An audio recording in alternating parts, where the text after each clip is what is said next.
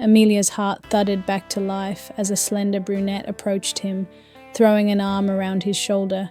She was dressed in an elegant floral dress, her sun hat tilted jauntily as she spoke in rapid Italian. Luca's lips quirked into a grin as he reached down to pick up her luggage, his attention momentarily diverted. Amelia exhaled slowly, adjusting the strap of her tote again as she turned toward the grand announcement being made at the platform's edge.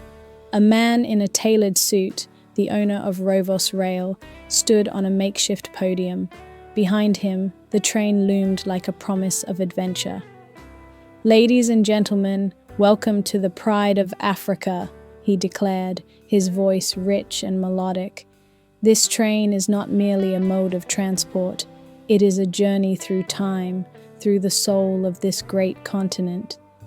Amelia moved closer, drawn to the man's words and the magnetic pull of the train itself.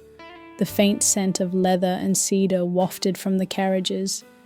Inside, she imagined the plush velvet seats, the polished mahogany tables set with crystal glasses, and the vintage lamps that cast a warm glow reminiscent of another era.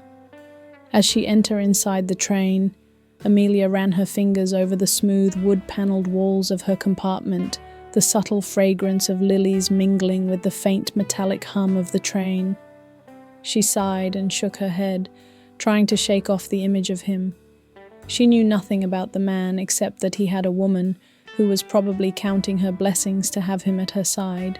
How lucky she must be, Amelia muttered to herself, a bittersweet smile playing on her lips. And here I am, on the solo adventure of a lifetime, thinking about a stranger. The gentle lurch of the train brought her back to reality. She turned to the window, watching as Pretoria's bustling platform faded into a blur of golden hues, dotted with trees and small towns. South Africa was calling, and with it came the promise of discovery, of stepping out of her routine and into something new. The room was smaller than she expected, a cozy single she had booked by mistake instead of the double she initially wanted.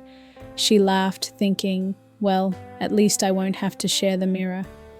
She threw herself onto the plush bed, spreading her arms out wide. I could be naked if I wanted, she mused with a grin.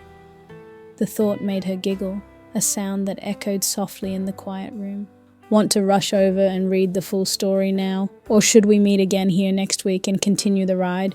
Station by station, heart by heart. Either way, the journey has just begun. And trust me, you'll want to stay on board.